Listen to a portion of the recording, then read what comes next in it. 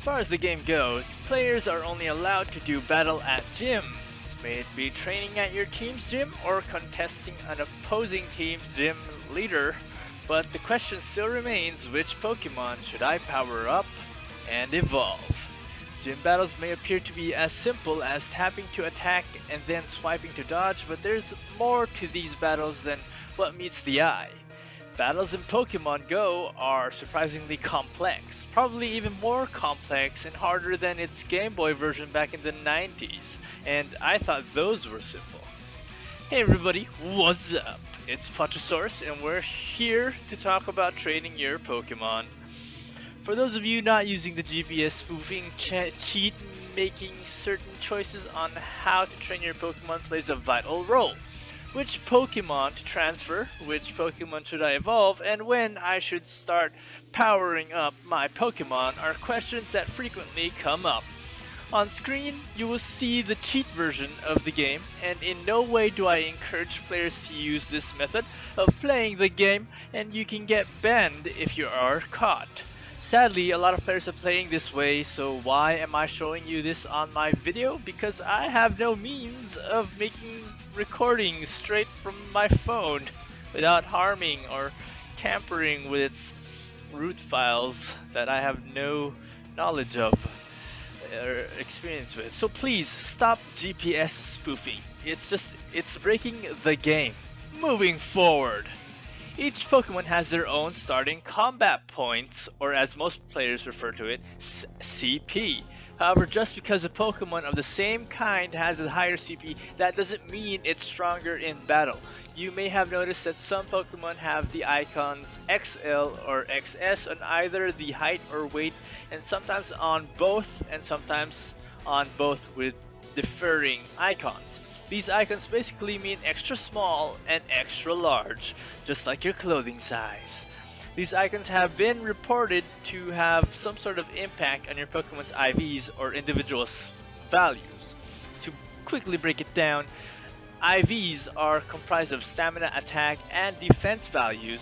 Stamina is basically the total health of your Pokemon, and attack is the base damage and attack speed, while defense is basically just, well, defense, the value that determines how much damage is mitigated before it actually reduces any health points. Now, I won't go into too much detail with the math equations of how these are computed, but for you math guys out there, you might want to check out some of the links below, or simply search up for the SILPH research team.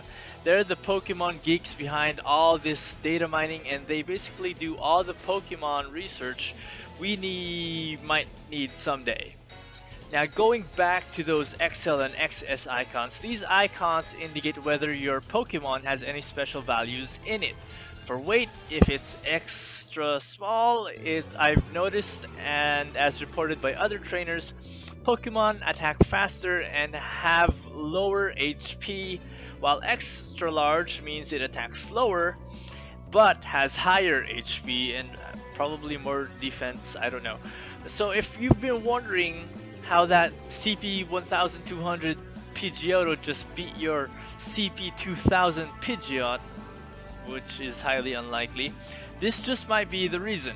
Speaking of abilities, you also might want to keep that CP 500 Magmar with Fire Blast over your CP 2000 Magmar with Flamethrower, since Pokemon can have different abilities as well, and it's completely RNG, it's random number generated, so you may never know when you will catch a Magmar with Fire Blast, and you may never know when you will simply get a Magmar with Flamethrower, maybe even its basic attack Ember. Some will have stronger abilities and others will have weaker ones, and which one you want will depend on how you want to train your Pokemon. Each Pokemon has a set of two abilities, a normal attack and a special attack. Special attacks are charged up by using normal attacks, and how much it takes to charge up is determined by that blue bar beside the special attack you may or may not have noticed. And once you have a special attack charged up, you can use it by holding down a long tap on your screen and your Pokemon will execute it. However, you need to time it well since special attacks take time and they have a certain attack window or such to execute. And while in that phase, you won't be able to dodge attacks until the ability has been executed. Special attacks have different charge up rates, if you may call it, and you can tell how strong a special attack is depending on how many blue bars it has. If it has a single long blue bar, that means the special attack is very powerful, but it takes longer to charge up and has to be fully charged to use it again. If it has several short blue bars, that means you can charge it up more quickly. It does less damage than a longer blue bar ability, but you can use it several times in a row depending on how far you've charged it up. Doesn't sound too complicated yet? Well, there's more. There's always more. Since the abilities on your Pokemon are randomly generated, that also means that there's a chance that your Pokemon won't have an element ability such as Razor Leaf or Bubble Beam, or it may not have the ability you want it to have, like a Hyper Beam on Eradicate.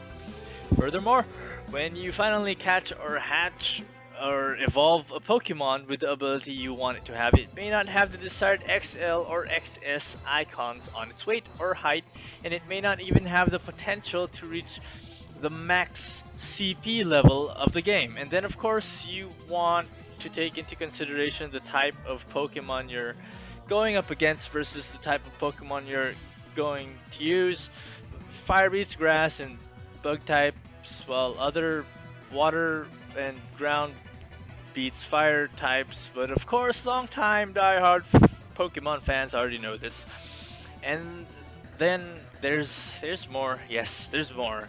And then there are hidden attack adjustments that are applied to Pokemon defending a gym, which then changes the optimum strategy of which Pokemons to place to defend a gym, or in some case, in the opposite case, which Pokemons to use in attacking a gym. And then yes, there is more. There's the factor of evolving. A Pokemon's abilities change whenever you evolve it. This is a big deciding factor on how you want to train your Pokemon, since evolving your Pokemon can leave you with a terrible moveset. So if you plan to evolve a Pokemon, you might want to evolve it first before powering it up several times only to end up with an undesirable moveset. Or you could just, you know, keep your cute little Pikachu with a thunder attached to it, and just, you know, make it an uber Spartan Pikachu with a CP of 2,500, which I doubt will ever happen.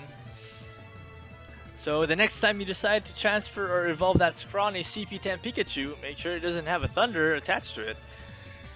So that's about it for things you need to know when you train your Pokemon. Don't forget to like and subscribe. It's as simple as pressing that subscribe button. And until next time, I'll see you guys in the next one.